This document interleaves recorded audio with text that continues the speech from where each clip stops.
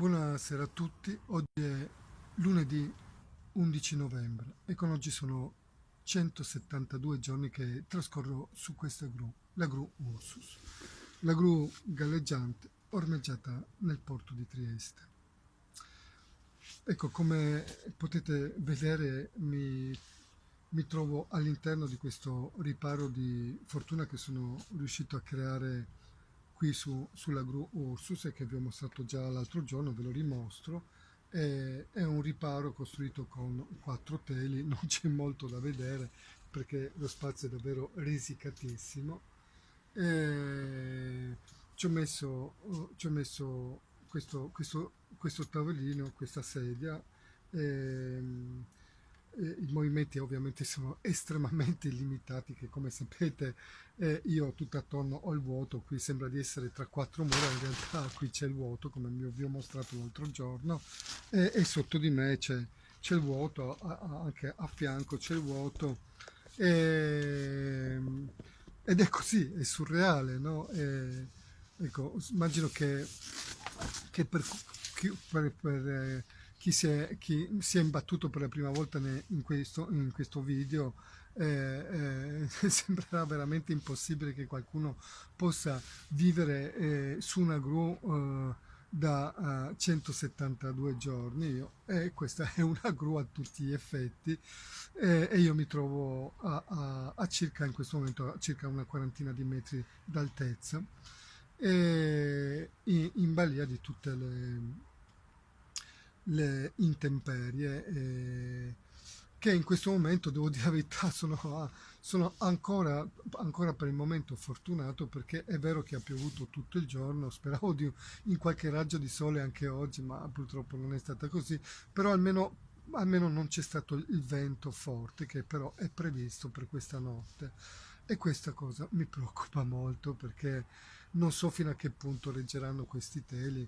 Ovviamente, se il vento sarà forte, saranno destinati a essere spazzati via. E questo, questo è un grosso problema per me. Ehm, Comunque, vabbè, speriamo che reggano. 172 giorni. Ormai si contano i giorni come cercando è come cercare di misurare la stupidità e la follia umana. E penso che sia impossibile, veramente, perché qualcuno diceva che non c'è niente che possa dare di più la sensazione dell'infinito che la stupidità umana, ed purtroppo è proprio vero. Eh, o forse la cattiveria umana. Ehm, e in questa città ormai credo che siano andati veramente oltre, ed era già oltre prima che io salissi su questa gru, perché, perché io su questa gru non ci sarei mai dovuto salire, se le persone che dovevano fare la loro parte l'avessero fatta fino in fondo. Voi sapete, vi ho già raccontato che l'anno scorso, proprio in questo periodo, ormai è passato un anno, è incredibile perché ormai sono 6 mesi che sono qui su, e ormai è passato un anno, e in questo periodo ci doveva essere un incontro, un tavolo tecnico, con il sindaco Roberto Di Piazza, e che in qualche modo un tavolo tecnico che era stato peraltro voluto da lui, su sollecitazione del governo centrale, attraverso l'allora sottosegretario alla presidenza del Consiglio dei Ministri Zoccano, che non fa più parte del governo in questo momento, con questo nuovo governo, e dall'ex prefetto Anna Paola Porzio. È un tavolo tecnico, per concretizzare quella famosa location alternativa che mi aveva proposto il sindaco, per compensare in qualche modo la perdita della mia impresa, poiché si erano tutti quanti resi conto che avevano fatto un danno pazzesco.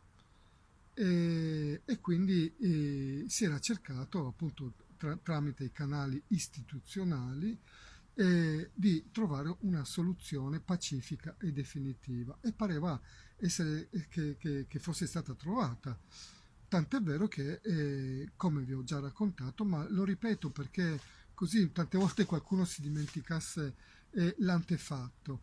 Ehm, il sindaco mi aveva proposto e mostrato una location alternativa sulla quale, attraverso un funzionario del governo, non un Pinco Palla o Mario Rossi, un funzionario del governo mi aveva fatto fare un progetto, cosa che io ho fatto ovviamente e puntualmente, e avevo fatto vedere a questo funzionario del governo, l'architetto Battistoni, il quale e tra l'altro aveva anche molto gradito quel progetto.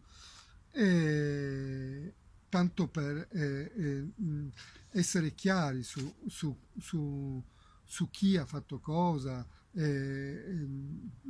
di tutto questo non c'è la testimonianza solo di queste autorevoli persone che ho nominato, ma ci sono anche registrazioni, per cui tutto quello che sto dicendo è indiscutibilmente vero e tutti lo sanno, almeno tutte le massime autorità di questa città, dalla questura al prefetto, anche il nuovo prefetto, questo prefetto Valerio Valenti che ci ha messo 42 giorni per fare una telefonata al sindaco, cioè è una cosa veramente da pazzi, perché se noi pensiamo che se un prefetto ci mette 42 giorni per telefonare a un sindaco in una situazione di estrema delicatezza, di estrema gravità, perché questo prefetto era stato fortemente sollecitato dalla questura, che lo ha sensibilizzato più e più volte su questa situazione, gli ha fatto notare che di non trascurarla e di portare avanti quel famoso tavolo tecnico lasciato, messo in piedi e lasciato a metà dall'ex prefetto Anna Paolo Porzio e dall'ex sottosegretario alla presidenza del Consiglio Zoccano. E tavolo tecnico che non ha mai avuto luogo, ed è per questo che io poi alla fine ho dovuto prendere questa decisione di tornare sulla Gru Ursus. Non ha mai avuto luogo perché, nonostante che ci fosse appunto la sollecitazione del governo centrale, addirittura una lettera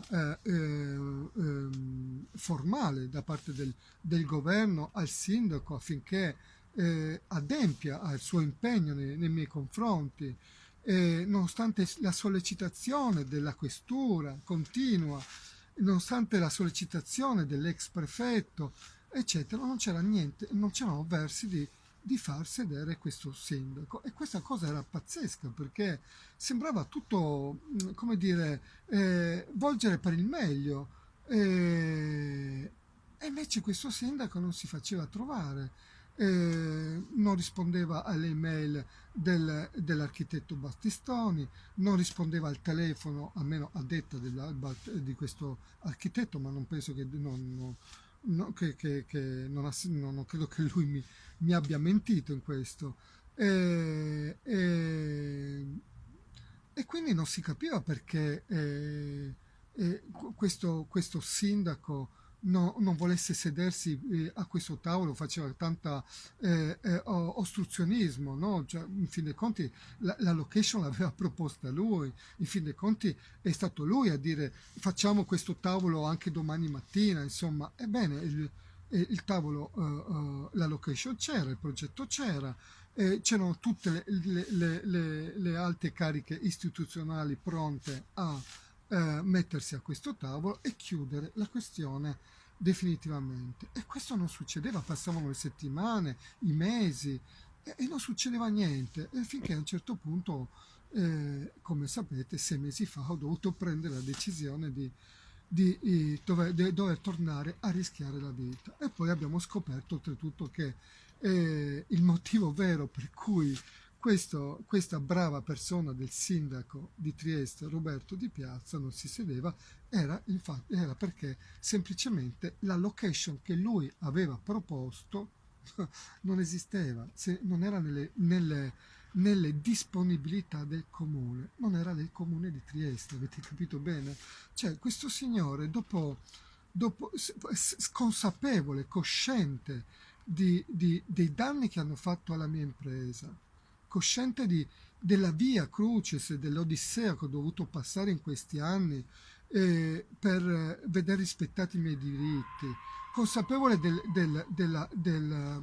veramente dei sacrifici, della tortura fisica, psicologica che ho dovuto sopportare in questi anni per non farmi schiacciare, per non togliermi la vita come hanno fatto altri miei colleghi, ma ho deciso di combattere fino alla fine.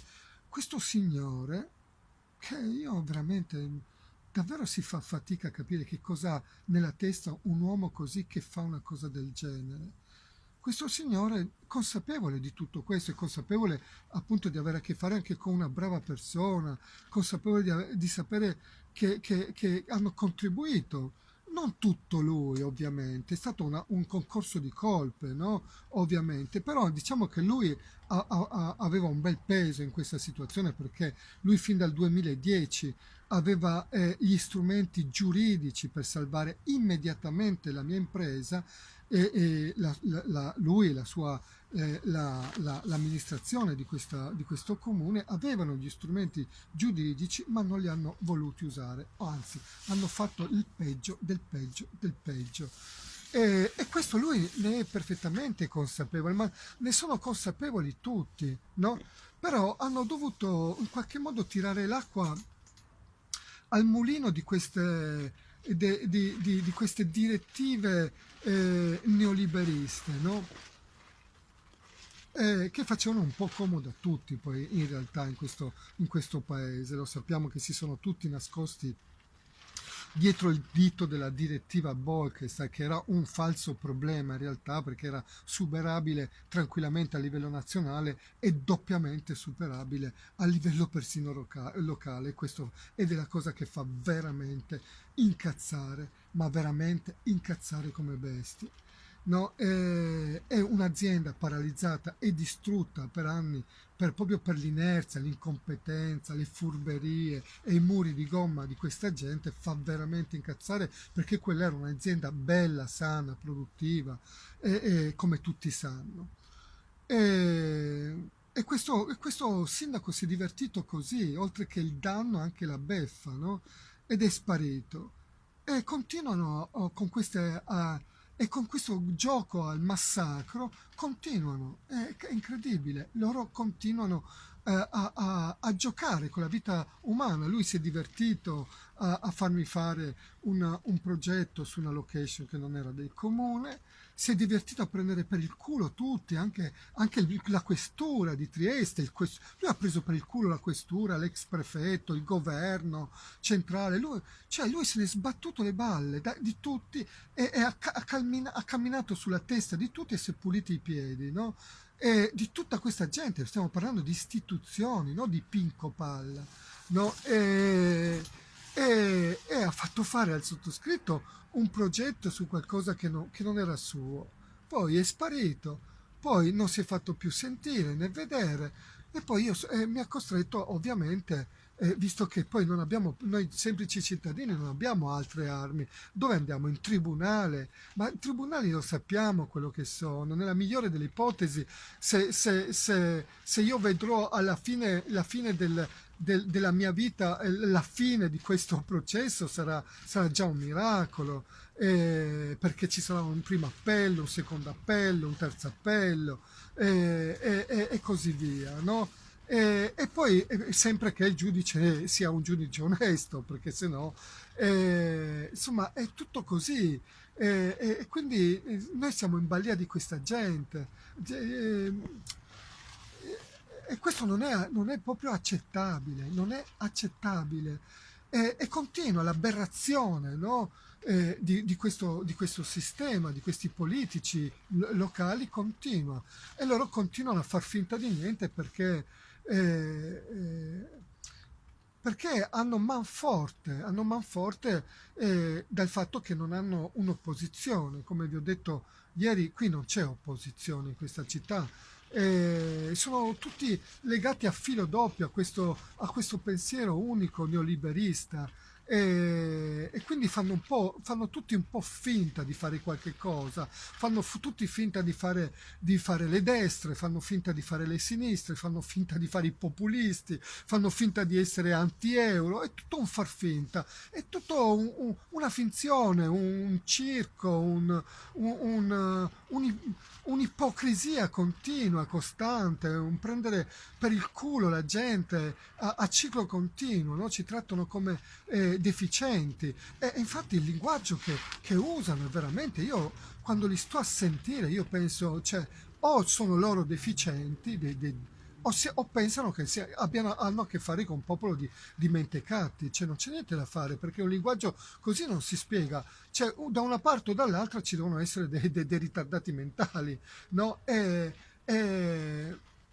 temo che sia un po' l'uno, un po' l'altro, no? Perché poi la gente vota in cui si riconosce in qualche modo, no?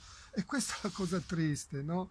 Perché c'è questo sindaco che si esprime in questo modo, sempre così, che ha sempre questo linguaggio così eh, povero, ma povero non solo di linguaggio, ma anche di contenuti. Un sindaco che si esprime sempre con questo linguaggio greve, violento, volgare. eh, è pazzesco, ma cioè, come può... un sindaco che dimostra continuamente di non avere nessun tipo di autocontrollo, di nessun tipo di serietà istituzionale, no?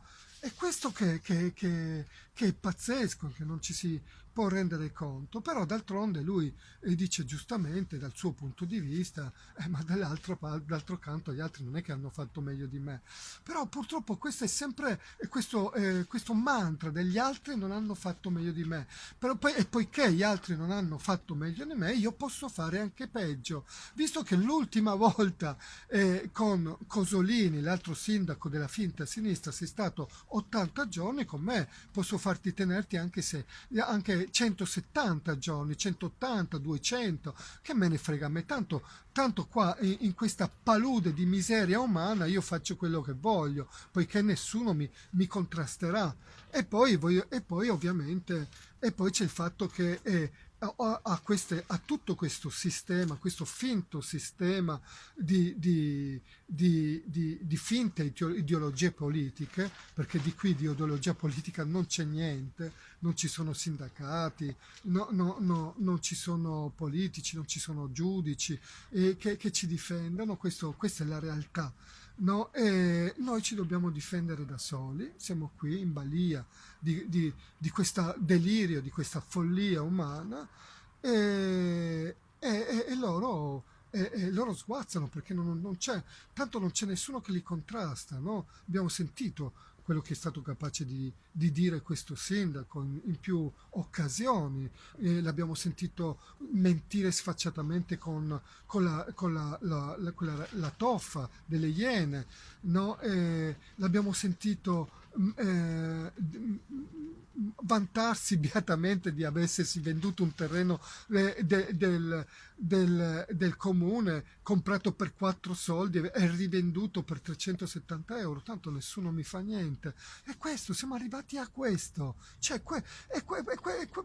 queste persone sono convinte che nessuno li tocca, che nessuno gli farà mai niente, per cui loro possono massacrare un cittadino sapendo che questo cittadino è una brava persona, sapendo che questo cittadino ha ragioni da vendere, dicono, beh, tanto noi possiamo anche massacrarlo lì, che tanto nessuno ci farà niente, beh, tanto Qua abbiamo una rete, abbiamo tessuto talmente una rete e così profondamente marcia e corrotta che nessuno ci farà niente. Questo è quello che ci stanno raccontando. E quello che ci stanno raccontando con la Gru Ursus è interessante vedere veramente, più che interessante, veramente è triste constatare che siamo arrivati a forse a uno dei più bassi livelli di decadenza che questa società abbia mai visto dalla seconda guerra mondiale sotto il nazifascismo. Ecco, noi in questo momento veramente stiamo raschiando il fondo, probabilmente non c'è fine a questo raschiamento perché, come ho detto, alla stupidità e alla malvagità non c'è veramente fine, però noi che cosa facciamo? Ci rassegniamo? Cioè, anche no. Qualcuno dice ogni tanto, beh, ma tanto è sempre stato così. Ma intanto non è vero che è stato sempre così. Ci sono stati per fortuna anche momenti di luce. E poi quando anche fosse stato sempre così non significa che debba essere sempre così in eterno. Non c'è niente che dura in eterno su questo pianeta e neanche loro durano. No? E anche loro sono diventati destinati a diventare concime per le patate. Non stavo per dire per i fiori, ma non li vedo per loro. Però è così, cioè, quindi bisogna trovare nuovi sistemi alternativi per contrastare questa gente. Poi vedete, la misura, la misura del fatto che questo tipo di manifestazione dia fastidio, che loro siano totalmente incartati in questa situazione, è il fatto che uno, cioè non possono fare niente perché sanno che hanno torto, sanno che venire qui e fare il morto, perché se cercassero di venirmi a prendere farebbero il morto e chi ucciderebbero? Una persona innocente, così a gratis. E questo, poiché per fortuna con quei miei pochi mezzi comunque sono riuscito a accendere molti riflettori su questa vicenda e ci sono osservatori da mezzo pianeta, se non forse da tutto il pianeta, che stanno osservando questa cosa aberrante che sta accadendo di nuovo in questa città, no? Per mano di questa sottocultura che si rinnova, che si ripete, che oggi è nelle mani di questo che si chiama neoliberismo, che come vi ho detto non è nient'altro che questa estrema destra finanziaria, ma la matrice è sempre la stessa poi alla fine, no? E, potere, grande potere e ricchezza nelle mani di pochi a discapito dei molti, dei pochi, dei molti. È così. Scusate che è veramente difficile stare fermi nella stessa posizione per tanto tempo. Eh, e quindi bisogna provare a contrastare. E l'altra misura del fatto che questa manifestazione dia tanto fastidio è questo veramente questo accanimento fuori ogni logica, no? Dei loro media locali e di tutto questo sciame, no? Di troll, di odiatori contro una persona pacifica che manifesta legittimamente per i propri diritti. È esagerato, no? E questo già dà il termometro di quanto dia fastidio. Loro devono tentare di screditare in tutti i modi una manifestazione di questo tipo. Non sia mai che qualcuno si svegliasse e la gente cominciasse a manifestare veramente e a ribellarsi a questa loro fogna di sistema, no? Ve lo immaginate? Cioè, questi qua sarebbero metà a casa e metà in galera se la gente cominciasse a fare come faccio io. loro lo sanno, sono terrorizzati e questo è proprio bipartisan, no? Ripeto, sì, cioè, questo vale per tutti loro ma perché le sinistre non si fanno avanti, non si fa avanti la Lega che si è riempita la bocca, no? Durante le elezioni, prima gli italiani, prima gli imprenditori. Beh, la Lega qui a Trieste soprattutto boh, è legata a filo doppio con il sindaco, quindi non si metterebbe mai contro il sindaco. Poi insomma adesso devono fare questa coalizione di destra tra Lega, Forza Italia, Fratelli d'Italia, Casa Pound, non so, e tutta l'estrema destra. Insomma, adesso devono fare questa cordata per poter buttare giù questo governo e quindi si schierano. L'altra parte comunque non sono diversi da loro, la sinistra è totalmente inesistente e quella roba che abbiamo visto in questi anni che veramente c'è ogni volta bisogna fare uno sforzo per non vomitare quando li si sente parlare e quindi siamo soli. Cioè, noi ormai abbiamo già fatto il giro delle sette chiese, li abbiamo visti tutti. Cioè, questi qua, cioè, qui non c'è salvezza. Adesso, cioè, noi possiamo soltanto in questo momento registrare il massimo declino possibile per questo paese. A meno che non succeda qualcosa, io mi auguro, io davvero spero fino all'ultimo, ma forse proprio perché la speranza è l'ultima a cadere, che il ministro Patuanelli si faccia vivo e mostri veramente l'autorevolezza di questo governo e la vera capacità e volontà di essere il cambiamento vero e mettere fine a questo schifo che si sta assistendo in questa città. Io me lo auguro davvero, però, e se questo non succederà, vorrà dire che ancora una volta cioè, registreremo questo punteggio in negativo su tutto e a quel punto veramente si salvi chi può. Buona serata a tutti.